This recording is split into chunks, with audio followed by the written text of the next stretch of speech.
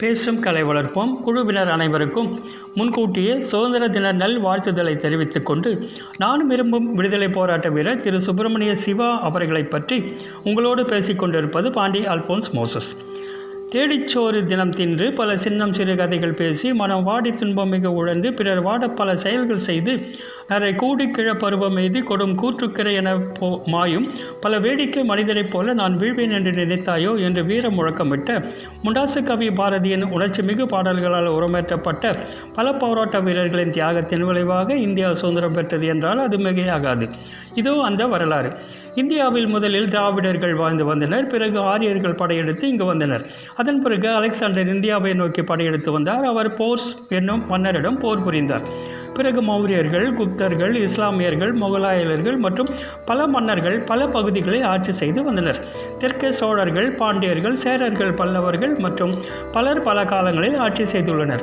பிறகு ஆங்கிலேயர்கள் கிழக்கிந்திய கம்பெனி இந்தியாவை 200க்கும் மேற்பட்ட ஆண்டுகள் அடிமையாக்கி வைத்திருந்தார்கள்.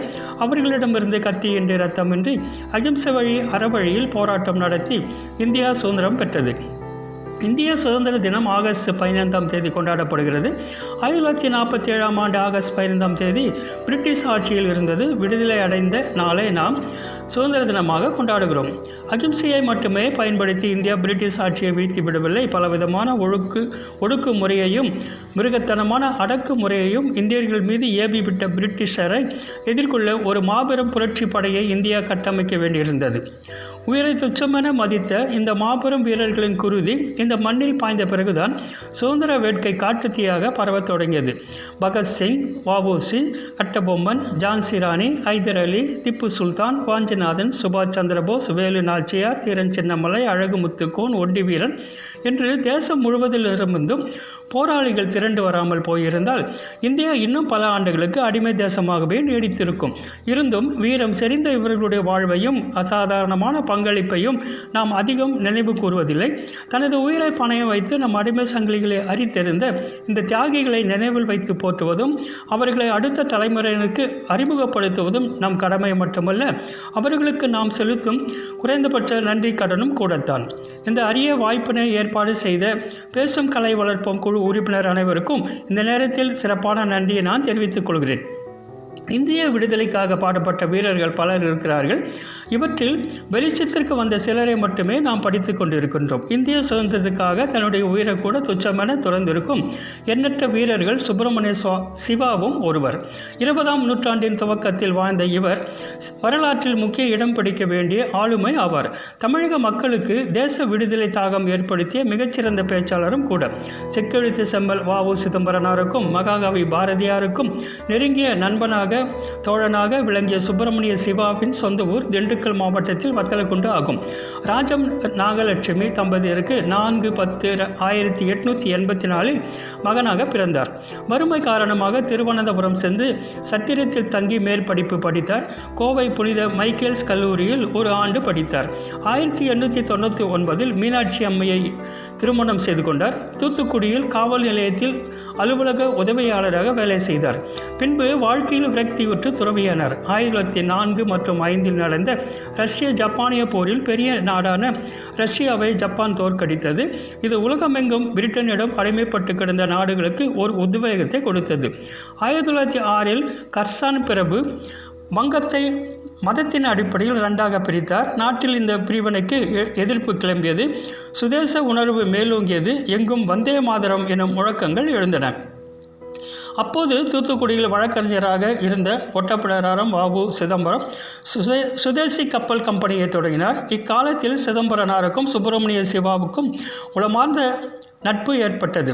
திருவனந்தபுரத்தில் இளைஞர்களை ஒன்று திரட்டி தர்ம பரிபாலன சமாஜம் என்ற அமைப்பை உருவாக்கினார். ஆங்கில அரசுக்கு எதிராக செயல்பட்டதால் அங்கிருந்து வெளியேற்றப்பட்டார்.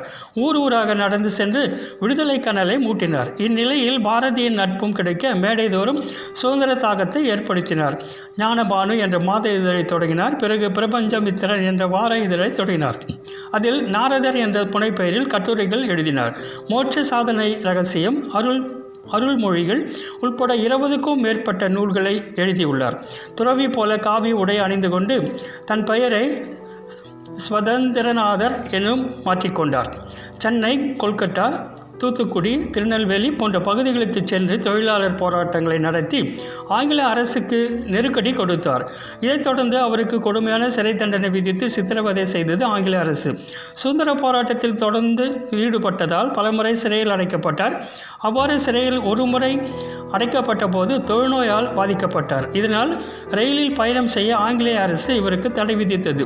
உடல் முழுவதும் புண்களாக இருந்த போதிலும் உடலை துணியால் மூடிக்கொண்டு மாகாணம் முழுவதும் நடைப்பயணமாகவும் கட்டை வண்டியிலும் சென்று மேடை தூரம் முழங்கினார். காரைக்குடியில் பாரத ஆசிரமம் தொடங்கிய அவர் சுதந்திர போராட்டத்தில் தீவிரமாக ஈடுபட்டதால் 1921, 1922 ஆண்டுகளில் சிறையில் அடைக்கப்பட்டார். சென்னை மாகாணத்தில் அரசியல் ரீதியாக சிறையில் அடைக்கப்பட்ட முதல் கைதியானார். தமது நண்பர் சின்னமுத்து முதலியார் மற்றும் நண்பர்கள் உதவியுடன் சுமார் 6 ஏக்கர் நிலம் வாங்கி அதற்கு பாரதபுரம் என பெயர் சூட்டினார். அதில் பாரத மாதாவுக்கு கோவில் கட்டவும் முடிவு செய்தார். இந்துக்கள், இஸ்லாமியர்கள், கிறிஸ்தவர்கள், பௌத்தர்கள், சீக்கியர்கள் உள்ளிட்ட அனைத்து மதத்தினரும் ஜாதி மத பேதமின்றி வழிபடுவதற்குரிய ஆலயமாக அது இருக்க வேண்டும் என்று கனவு கண்டார். இங்கு பூசாரி இருக்கக்கூடாது, ஆலயத்துக்கு வரும் பக்தர்கள் தாமாகவே மாதாவை தரிசித்து செல்ல வேண்டும் என்றும் விரும்பினார்.